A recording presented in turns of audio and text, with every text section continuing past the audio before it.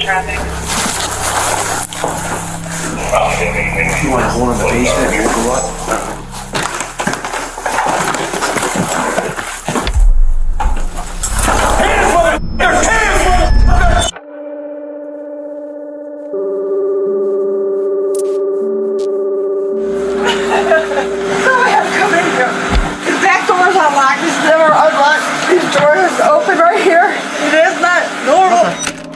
This is Sarah Evans. She's just found the body of her good friend, Benny King, covered in blood inside his own home. There's either side or there's blood all over the wall. I'm gonna guess the ladder. The killer, however, was nowhere to be seen, and every witness they had blamed somebody different.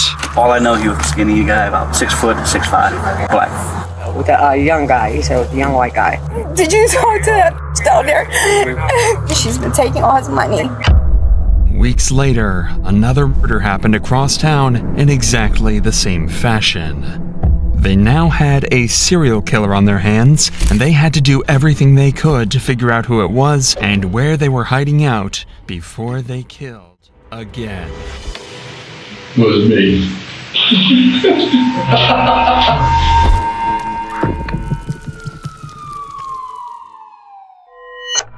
It all started on April 8th, when Akron police received this phone call. Akron 911, what's the location of your emergency? Oh my God. What's the problem here?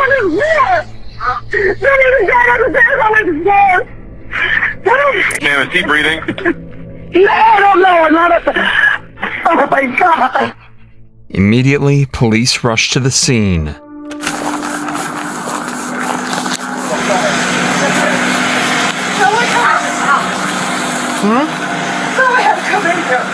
Okay. You want to go hang out over there for us so you can have room to work here? The ground floor had been ransacked, but it was the scene upstairs that had terrified Sarah. Upstairs lay her good friend, 69-year-old Benny King, and cops would find that he'd been stabbed 33 times.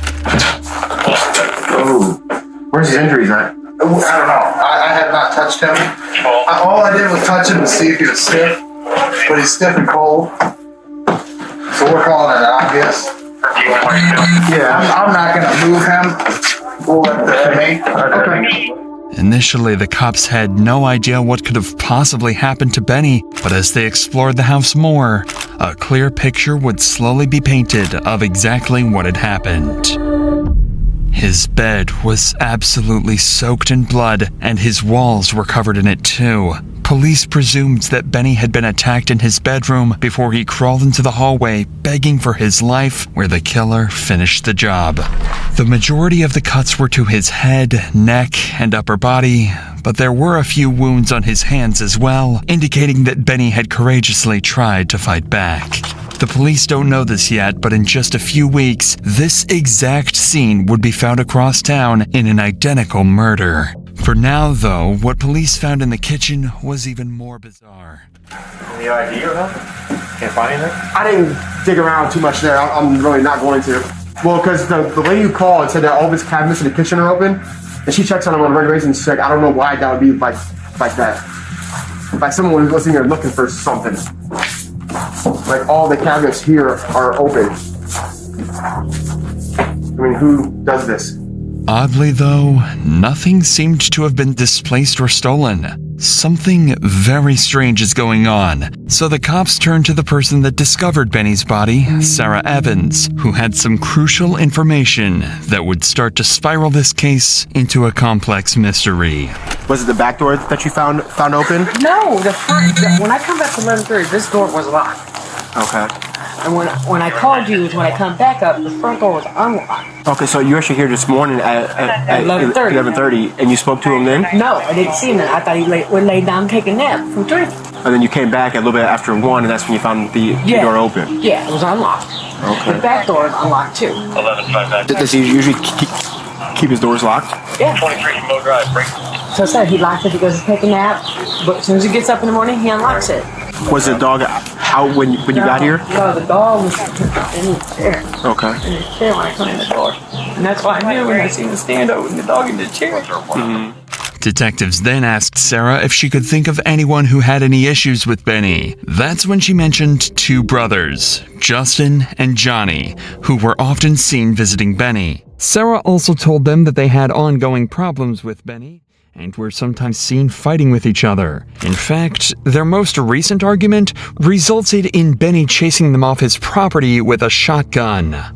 Justin also had problems with drugs and was always on the lookout for a way to make money fast, so it's rumored that he'd stolen something of Benny's and pawned it, causing all these arguments. The drug addiction, history of exploiting Benny, as well as the gun incident just days prior, meant that police figured they finally had their suspects. But that's when Sarah mentioned a suspicious vehicle that had been spotted outside Benny's house right around the time of his death. That was up through here earlier today, this morning, I guess. And sped away. And come back. I know it was earlier this morning. And come back and sped away again. He said it was a younger white guy driving. Who said that? A guy. I can't tell you because he's in trouble. He's got words. You know? Okay. Well, what's his warrants for? Is it I have no idea. So I'm just giving you the information I was given. Okay.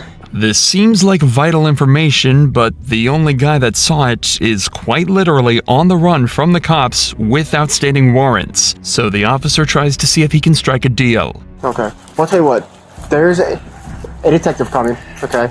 I understand you guys' friend has some warrants. If it's possible that we can guarantee we're not arresting him, not doing anything, you guys can go ask him if you want to talk to us then? Ordinarily, a fugitive would never agree to a deal like this, but because Benny was such a nice and respected guy in the neighborhood, he comes outside just a few seconds later to tell the cops everything he knows. How's it going, brother? I was out here on my parents' porch and I saw this goldish, older style Hummer, big body Hummer, speed away from over here. I didn't hear no noises like gunshots or anything. Okay. But About what time was that? 10:30, 11-ish.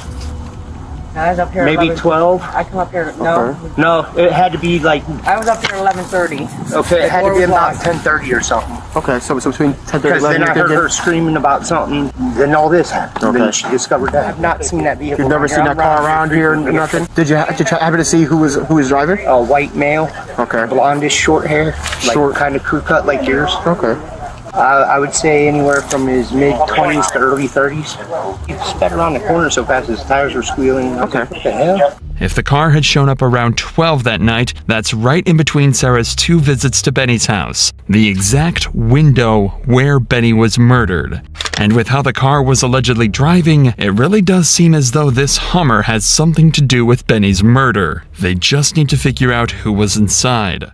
And conveniently, a neighbor overheard this conversation and told the police that he knows a man in the neighborhood that drives a Hummer exactly like the one described. Unfortunately, he doesn't know the guy's real name, only his nickname, Jaybird. You're just assuming Jaybird being connected to a Hummer.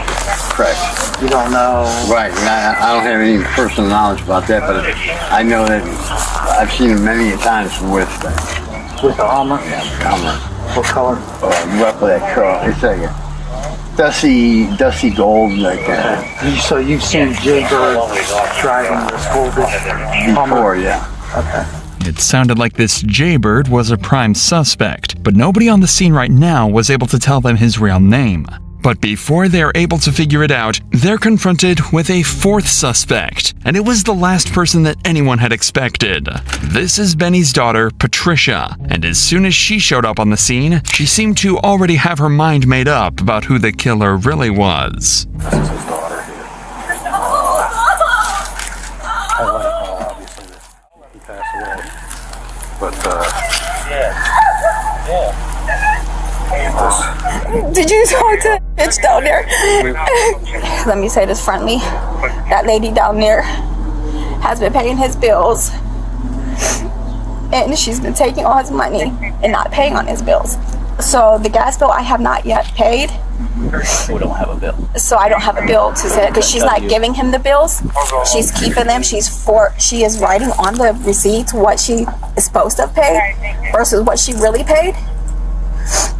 And this has been going on for over 3 months. So she's been working on for 3 months. He's never had a bill that he never paid in full until this lady down the street decided that she was going to help him. She took upon herself to help him. There we go. And that's her way to get her drug fix, is by taking his money. That's right. She's talking about Sarah. Apparently, since she's taken over paying Benny's bills, they've all either been late or underpaid. Patricia is certain that she's been stealing money from Benny this way, and in fact, she thinks she might have stolen even more, too. And his money better still be in there because I know exactly where it's at. Where? It's in a cabinet in this kitchen and a coffee jug. Let's go. I can come? Yeah. Usually, yeah, the body's not in there no more.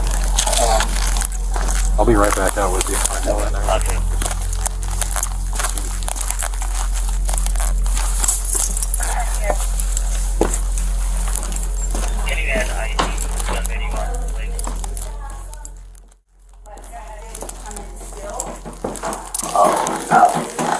Put it in a carpet container like this. It's okay. Was it in there? No, it was in a container like this. Check the welfare. Red folders? Yep. Where does It was in here. So whoever did this knows exactly where he hid his money. And she's one, and Johnny, those are the two that come down here. Those two are the suspects. I'm telling you, there's nobody else. Them two. Everything is starting to fall into place. It now makes sense why the cabinets were flung open. Whoever killed Benny was looking for money. And that's not even the biggest revelation the cops are about to have. Not even close. Currently, they have 4 suspects, and any one of them could be their killer. Each one of these could take days to interview and process, but with every hour that passes, the killer is getting closer to finding their next victim. Luckily, after talking to another neighbor, they were given some vital information that cut down their search just a little bit and sent them in the direction of one man in particular. They were able to discover that Justin, one of the suspected brothers from earlier, had a nickname, Jaybird. The money, the gun, the drugs, the Hummer, everything was lining up, and in the cops' minds, this could definitely be their killer. So to ensure they had all the information possible, they started interviewing his brother, Johnny, so that when they got around to Justin, they'd have no trouble getting him to confess. Oh, hell, probably afternoon, I took my dog over there so he could see him. Me and my wife did. I had her take the dog around back. Then I brought the dog in for a couple minutes so he could pet it. He got pissed off about something, so we left. What did he get pissed off about? He did. What did he get pissed? What was he pissed that little about? dog he's got, he don't like no other dogs. You know what I mean? Being around his little dog because he's afraid the dog's gonna eat him. Do you go over and see him quite often? Yep, sure do. Go over there and drink a beer with him just about every day. So you last saw him yesterday about 7:30 in the evening, or? Yeah. What's this all about? He's dead. You got to be kidding me, dude. No, I'm not. Oh my God! I got to go down there, dude. The cops figured this reaction to be genuine, and as they talked to him more, they became certain that Johnny didn't know anything about the crime. But that doesn't mean his brother is innocent. In fact, what Johnny is about to say actually makes the cops even more suspicious. Who is Justin? Brother. Okay, when would he have seen him later than you had? No, he ain't been a lot around down there. If somebody said they saw him down there, that wouldn't be true? I don't know. When I go down there, my brother ain't there. Usually, Johnny and Justin would go and see Benny every morning at around sunset, and that's been the case for the last 3 years since his wife passed away. Johnny can't think of a reason for Justin to be down there so early, especially not on his own without telling him. Johnny was even able to provide some extra details about the disagreement they had recently, proving to the cops just how heated it had gotten between them. He told him, look, get the f*** away from my house, don't you ever come back again. He said, I've loaned you money 4 or 5 times on this bull junk stuff that you bring me. I'm on a fixed income here. I can't just keep giving. He physically pushed him? Oh yeah. By this point, the cops had already heard all they needed to hear. 19 hours later, they managed to track down Justin and would bring him in for interrogation. Justin was left in the interrogation room for around 45 minutes before the interrogation began. This is a tactic used, among many others, to make Justin feel as uncomfortable as possible.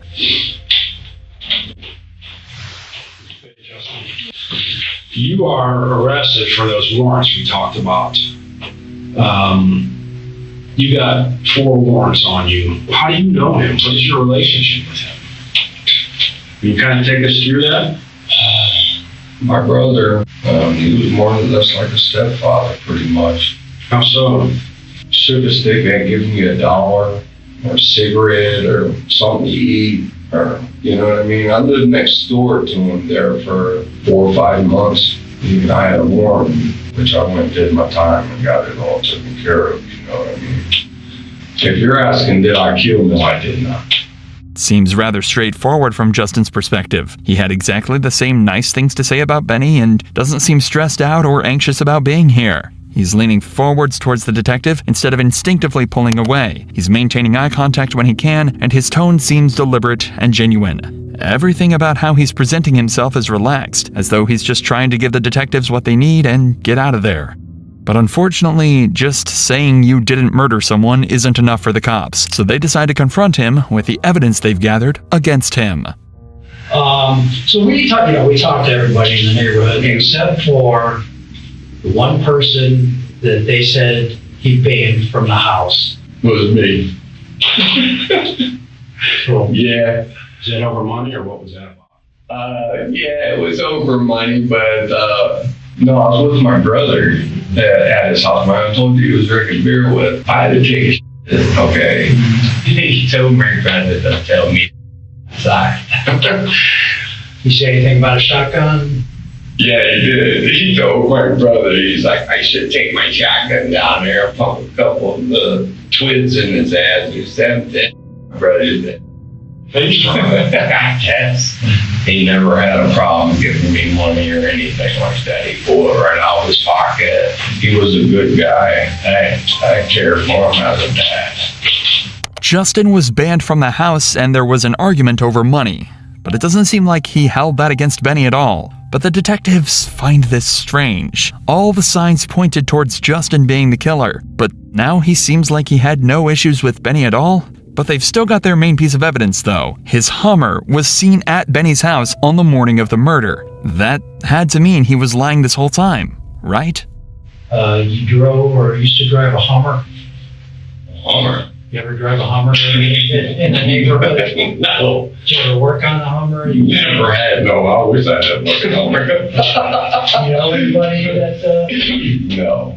If you watch any interrogation where a guilty suspect is confronted with a piece of valid evidence, their reaction is always very stiff and short. They try and deflect it immediately by saying no and explaining exactly why that could never be the case without showing a hint of emotion. Justin is an ex-convict that works various handyman jobs jumping from place to place. He doesn't need to explain why he doesn't own a $40,000 SUV. His facial expression when he's asked, alongside the way he laughs and jokes naturally about the concept, is enough to tell the detectives he was telling the truth. They still didn't want to discount him completely as a suspect, but they did figure that if he wasn't the killer, then he might at least be able to help them out. So they asked who he thought might have been responsible, and his answer was someone they were very familiar with. Sarah.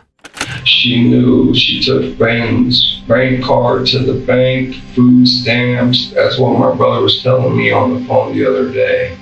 And he thinks that she might have had something to do with it. So if I point a finger, I'd probably check her for sure. Of course, he's talking about Sarah, and he's accusing her of exactly the same thing Patricia did earlier. And in fact, John had even mentioned this in his interview earlier that day too. Anybody in that neighborhood or anybody have any problems with him or give him a rough time? Yeah, what's called down the street there. Who's that? I'm trying to think of her name. She lives down at the end of the road. She'd go over there, take his money for bills, go up to the corner store, and was supposed to pay on all his bills. Well, come to find out, she ain't been paying the full amount on your bills. She's been only paying half. And I went over there one day. He said, after all I've done for that bitch, Did they reconcile at all, or? No, he said, look, you're a thief, get the out of my house, don't ever ask me for another dime. Quickly, the cops are starting to realize that Sarah wasn't the wonderful, trusted member of the community that they'd assumed she was. Now, 3 people have claimed that she was exploiting Benny's trust to steal his money, and all are saying that she could be the killer. To make matters worse for her, she's also the only person left that knew about his money stash in the coffee can. Things are getting extremely complex, and the cops have already worked tirelessly for days now. And the problem is, the longer this investigation goes on for, the longer the killer is on the loose, meaning the higher the chances that they might kill again. So now, 6 days after Benny's murder, detectives bring in Sarah for an interview. It was imperative that they either catch the killer right now or get new information that brings them straight to them. If they don't, then they'll have no suspects, no leads, and a murderer at large. We know that you called 911, we got the recording, so we listened to that. We understand that you would pay his bills. Tell us about that. Well, that's where we had a dispute. I went to pay his bill. One night I paid $40 on it. I needed to borrow that. He said, go ahead, did not remember. I paid him back his $40. That's why I was still wrong.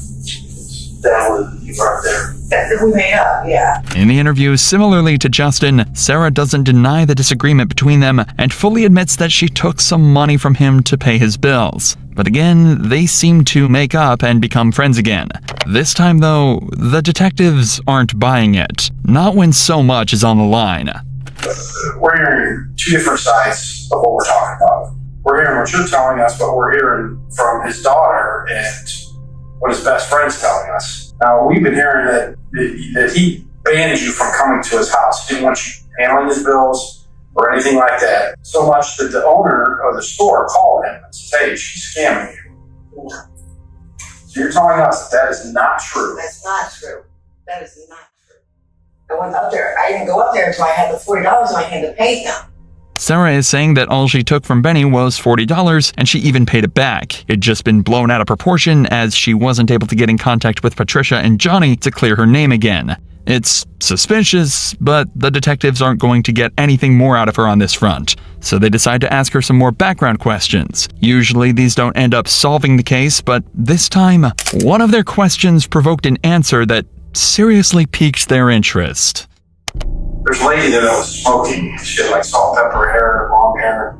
That's not your. Let me ask you this: it's not your daughter. That's my daughter. Yeah. Yeah. That's your daughter. She doesn't live there with you. Do you have any other children? Yeah. Did any of them live with you? The audio we received from the police department is censored here, but Sarah tells the cops about her other kid, a boy named Jason, a boy who had just gotten out of prison. Wherever. He's got out of prison and stuff, so. When did he get out of prison? This September. What was he in jail for? Robbery. Would your son be capable of something like this? Oh God, I pray not. No. I pray not. According to the detectives, when they asked this question, Sarah tensed up and seemed extremely closed off. She inhales sharply and her whole body jumps when they bring up this possibility. As far as the detectives are concerned, whether intentionally or not, she just told them there is a possibility. That's all they're able to focus on, and it all makes sense, too. She knew about the coffee can full of money, so what if she'd accidentally mentioned that to Jason? He'd just gotten out of prison for robbery, and it'd make complete sense if he saw Benny as an easy target and decided to try and steal his cash. That could even explain the Hummer, too. It was a nice car that Jason might have jacked and used to get in and out of the scene quickly. Instantly, the hunt for Jason began, but no matter how hard they tried, they just couldn't track him down. But that's when some new information came to light. Information that would change everything. An inmate of the prison Jason was staying at had contacted police after hearing about the crime, claiming that he knew who the perpetrator was, and promised to reveal it to them in an interview. So I'm told, you told one of the deputies you got some information about a homicide? That's about the old guy that got stabbed. Yeah, his mother found the body, and then I heard him and his mom arguing over the phone about He wasn't supposed to go that far. Because she always going over the house clean enough when she been doing that for years. And everybody in the neighborhood know he did it, just nobody ain't speaking on it. I don't know why. The inmate said he'd heard Jason and Sarah talking about the murder on the phone after Jason thought he'd hung up. The cops now had no doubt in their minds who their new number one suspect was. And by this point in the investigation, it's likely Jason's cash was starting to run out. They had to find him as soon as possible, before he got the chance to kill again. But, unfortunately, they were already too late. Akron Police and Fire, Canty. Hi, my name is George Bayless. I'm down in Florida now, but my father's still up in Akron. We haven't been able to get a hold of him, and some of his neighbors got a hold of me today, too, and said they haven't seen him since Saturday. They said there were some people over there they didn't really recognize. Alright, so we have it in. We're going to get someone over there to check it out, and then we can give you a follow-up call. Police quickly initiated a welfare check on George's father, Gary Ballas. When they arrived, they knocked on the front door, and after receiving no response, the officers forced entry through a side door.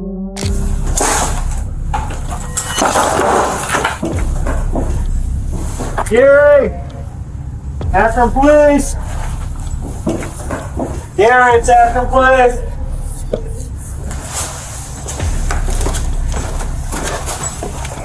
Gary! On Thursday, May 21st, Gary Ballas was found dead. It was obvious he'd been dead for a few days, and given the abundance of stab wounds, it was ruled a homicide. An investigation would turn up very little information, except for the fact that Gary's car was missing from the driveway. So next, they started to talk to his neighbors to see if they knew anything about what had happened.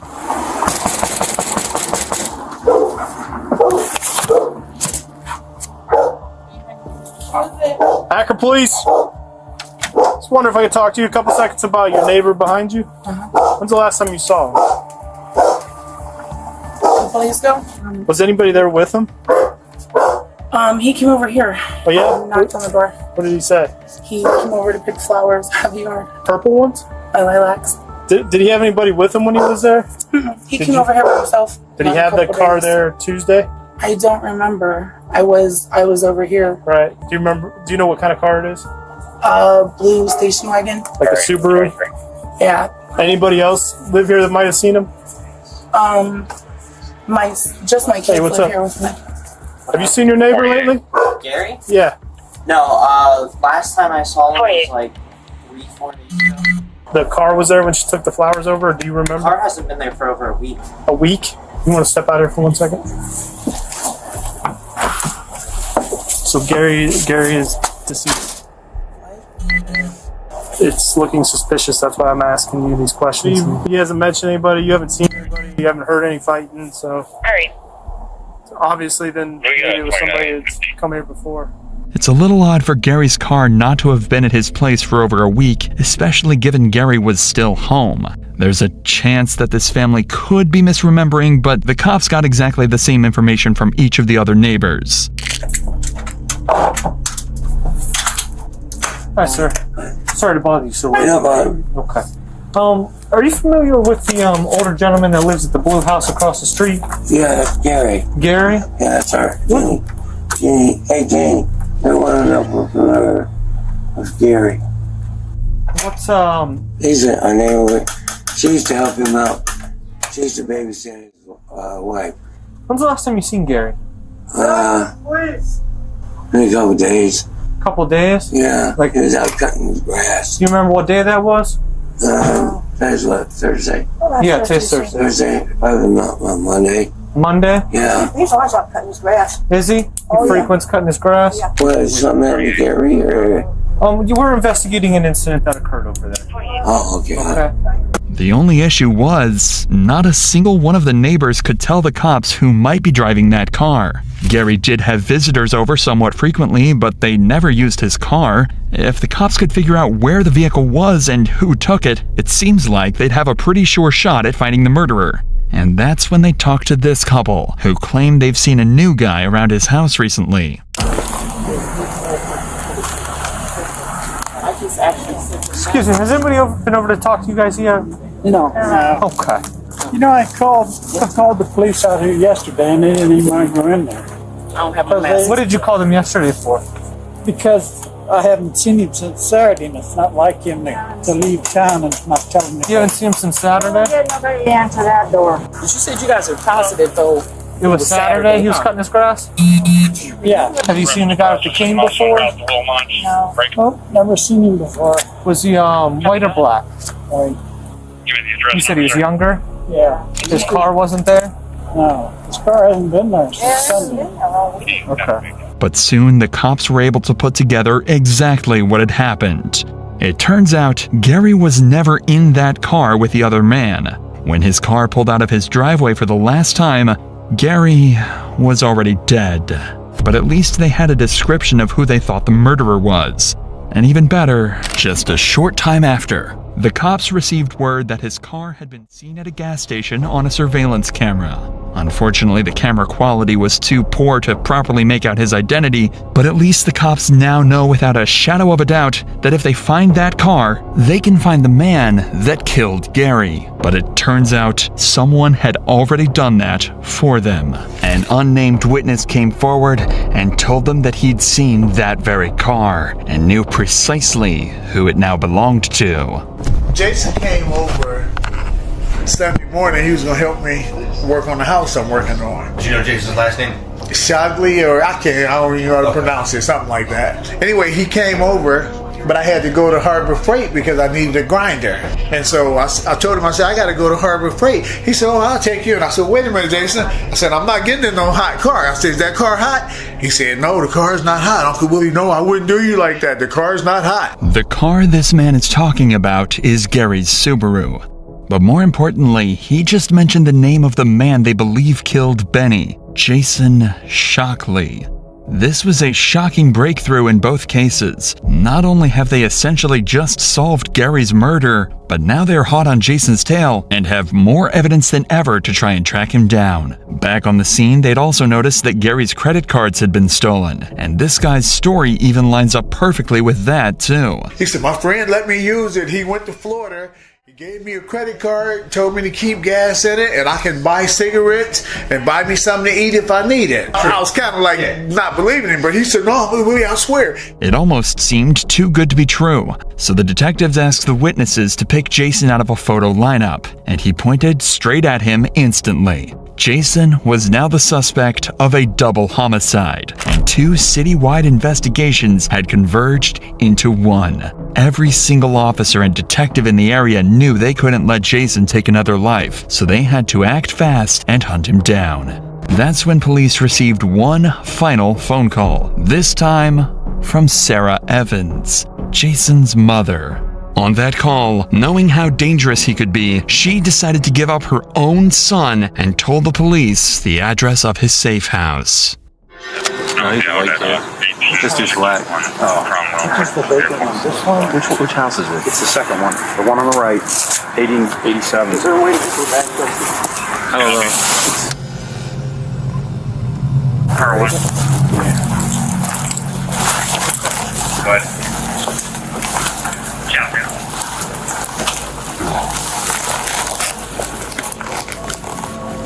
What's that? What is that? Officers, give out shift signal that traffic. The house was abandoned, boarded up, and dirty. It was unclear if anyone was even inside, but the cops have to be extremely vigilant as they know Jason could be armed. After clearing the first floor, they moved upstairs as a group and tried to figure out where Jason was hiding. You want to hold in the basement and go up?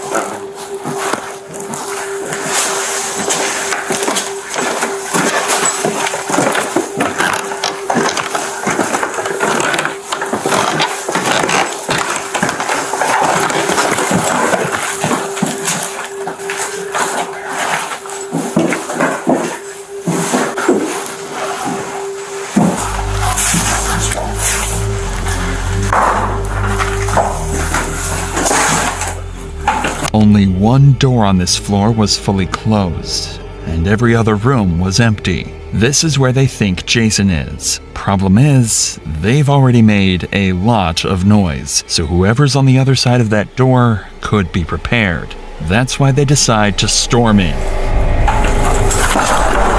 Hands, motherfuckers! Hands! Hands! Don't move. Roll over and put them on the top of your head.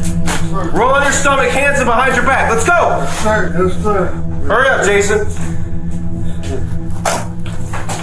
Right, I got you.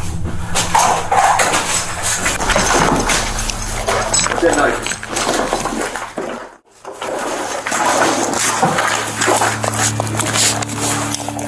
Anybody else in the house? No, sir. You got everything to leave on you, man? Besides the knock? Yeah. Alright, stand up. So,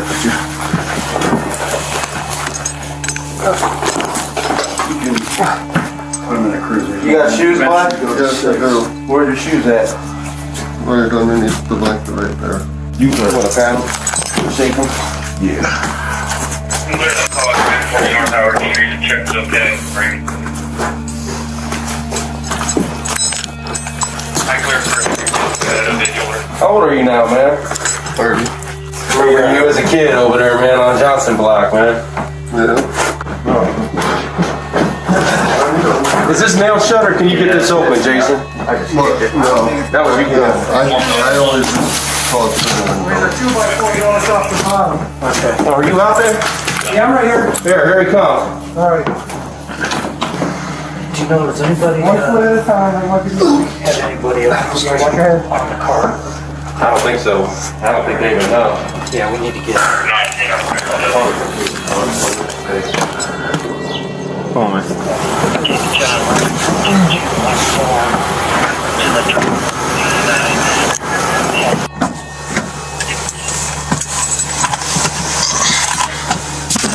Just as they'd hoped, Jason was found lying amongst rubble and trash on the second floor, attempting to hide away from the very people who just put him in cuffs. Thankfully, he put up no resistance, and a quick sweep of the house confirmed he was the only person here. Amongst the trash on the floor, the officers found multiple knives and a credit card belonging to Gary Ballas. After 6 weeks of investigations, they'd finally caught him. He was then taken out of the house and into the back of a patrol car. But there was still one problem with all of this. They still had no evidence that he was the one who killed Benny all those weeks ago. Sure, the connection is strange and multiple people have accused him, but there's nothing solid. That's what the cops wanted to change in the interrogation room and bring peace to Benny's family almost 2 months after his death. Remember, Jason is likely not aware of exactly how much the cops know. All he knows is that he was arrested and now the cops are interrogating him. He might even think that they don't know about the murders and that he could get away with everything. How do you know Gary Bayless? I knew the bad Gary, like I said, my cousin lived next door, but my mom used to go over and help him out a lot. He gets to telling me about how he hates Donald Trump and everything. Yeah, he's a Bernie supporter.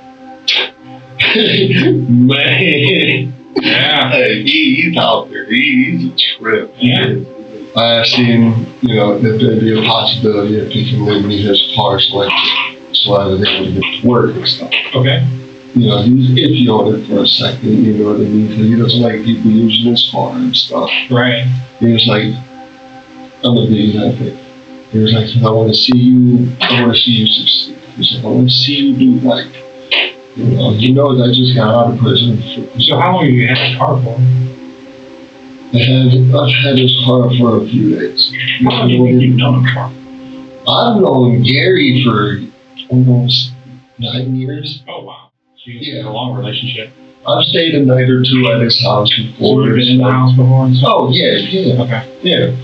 Everything up until this point is mostly the truth. He did know Gary and he had spent some time with him recently. But remember, he was found with Gary's stolen credit cards in his stolen car just days after he was murdered. This is shaping up to be a textbook interrogation where the detectives will have to catch him out in various lies in order to extract the truth. and they're about to start that process immediately. Jason, tell me what happened, man. What do you mean, told you what happened? I have people that are in the area that seen you and him together. He's been deceased since about the same time you seen him. You've got his card and his credit cards. Okay. You need to tell me what happened. I told you. He lends me his card for work. Why is his neighbors and his son and everybody else saying that he will not lend his car to anyone? Everybody's told me that. And that's what they're full of. Look, all I did was knock on the outer door. You can smell it from the sidewalk. He's claiming that Gary had lent him his car for work and had used the credit cards he'd left in his car to just buy a few cigarettes. But clearly the cops don't believe him. In fact, this entire questioning segment about Gary is more of a formality. They have much more evidence about this crime than they do Benny's. So their plan is to try and have him confess to Gary's murder so that confessing to Benny's doesn't seem like such a big deal. It seems like a clever strategy, but it won't work if Jason simply refuses to admit to anything. Wouldn't you agree with us that it's kind of weird that you're the last person that seen with him? Yes, I find that weird. I see where you guys stand with it. But at the same time, I'm not no dude.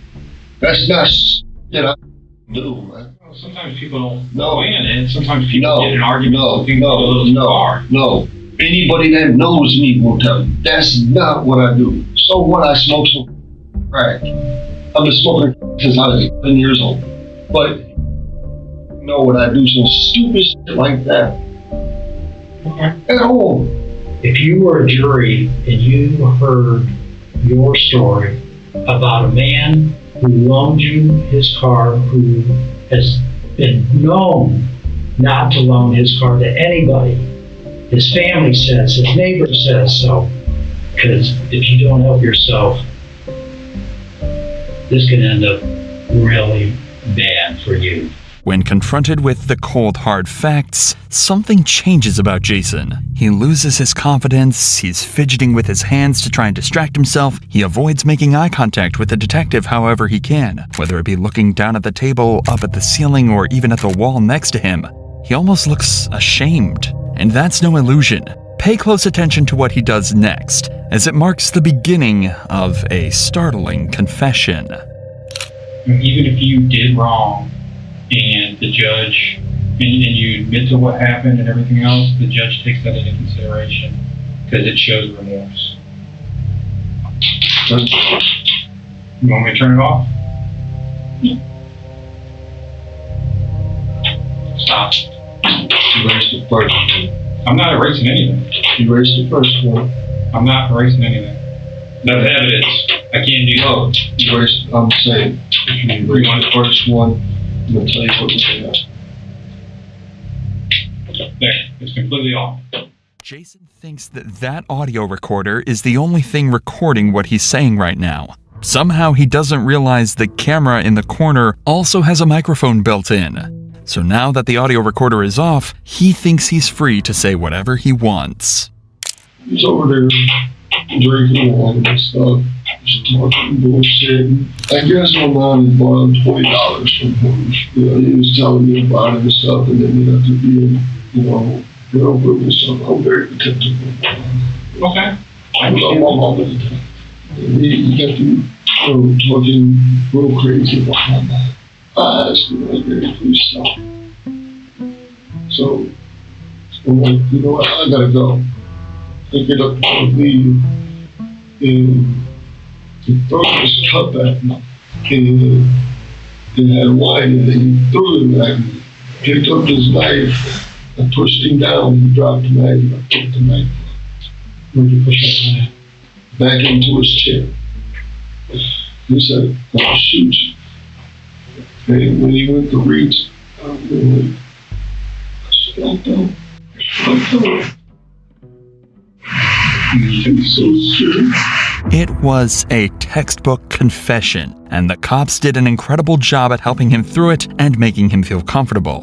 The thing is, they know this still isn't the whole truth, but it's all they need for now. They could disprove his self-defense story later in court. What matters is that he admitted to it in some respect. Now they can switch gears to Benny's murder, but he's not going to make that one as easy. You probably are going to prove that you did Benny. No, because I didn't do Benny. And you're definitely going to be looking at a capital case. And I'll be looking at a capital case as an innocent man for somebody I didn't kill. You told us about Gary. Just like Detective Kennedy said, the two cases are like a mirror. No, you're lying about the cases being similar. Despite just being finessed into admitting to murder, Jason suddenly thinks he's the smartest person in the room. The cases are almost an exact mirror of each other, but Jason thinks he can escape liability for at least one of them. But he's dead wrong. And see, here's another thing. You just told us that you went through Gary's pants. You went through Benny's pants too.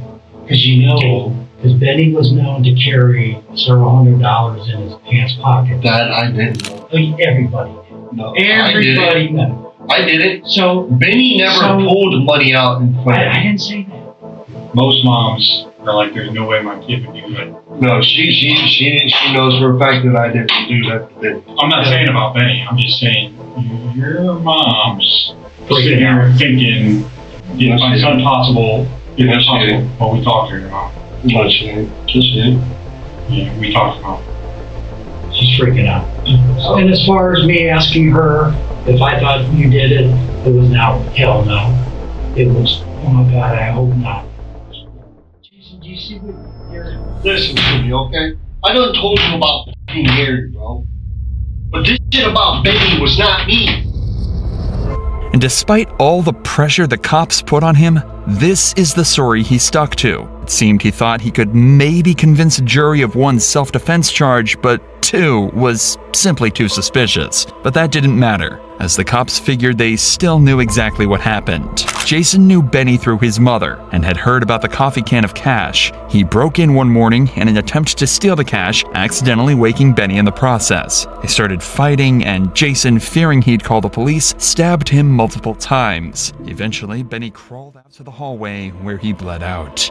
They also started to discount his story about Gary's murder. They believed that it wasn't any form of self-defense, and in reality, it was simply a disagreement. Jason had gotten irrationally angry after Gary refused to let him use his car. In his rage, he shoved him to the ground and killed him in the same manner, before stealing his credit cards and leaving in his car. These are the theories that the prosecution presented to the jury, and, as expected, they believed them. Only one person was charged in the murders of Benny King and Gary Ballas. Justin, Johnny, and Sarah were all ruled innocent. But Jason wasn't so lucky. In 2022, he was convicted of both of the murders and sentenced to life in prison. If you're interested in watching our uncensored, extended 2 to 4 hour coverages of these original cases, make sure to check out our Patreon linked in the description.